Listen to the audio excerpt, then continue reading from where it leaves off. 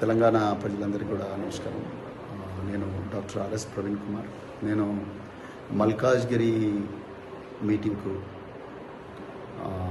మల్కాజ్గిరి కమిషనరేట్లో సరూర్ నగర్ స్టేడియంలో ఉండే మీటింగ్కు ప్రిపేర్ అవుతుంటే ఈరోజు మరి సైబరాబాద్ పోలీసులు ఉదయమే మా ఇంటికి వచ్చి నన్ను హౌస్ అరెస్ట్ చేస్తామంటున్నారు.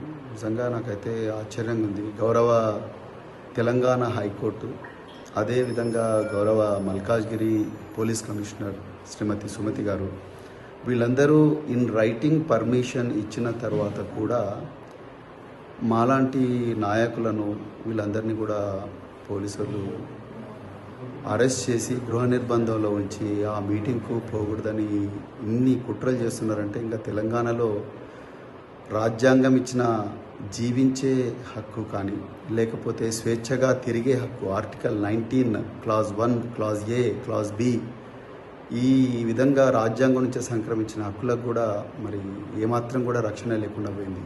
మరి ఏ ముఖం పెట్టుకొని రాహుల్ గాంధీ సంవిధాన్ బచావో రాజ్యాంగాన్ని రక్షిద్దామంటున్నారు. ఆయన శిష్యుడైన రేవంత్ రెడ్డి గారు అదే రాజ్యాంగం ఇచ్చిన హక్కులను కాలరాస్తూ ఉన్నారు. ఈ పోలీస్ అధికారులకు పాపం వాళ్ళకి ఏం తెలియదు. వాళ్ళ పై అధికారులు ప్రవీణ్ కుమార్ని ఆపండి అని చెప్పిండ్రు, ఆపుతా ఉన్నారు.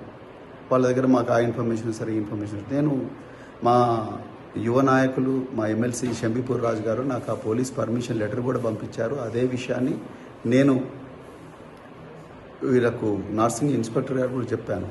సో వాళ్ళు మా పై ఆఫీసర్లతో మాట్లాడి చెప్తామని అంటున్నారు. ఈ విధంగా అరాచక పాలన, దుర్మార్గ పాలన నడుస్తూ ఉన్నది తెలంగాణలో. ఒకసారి ప్రజలందరూ కూడా గమనించాలి.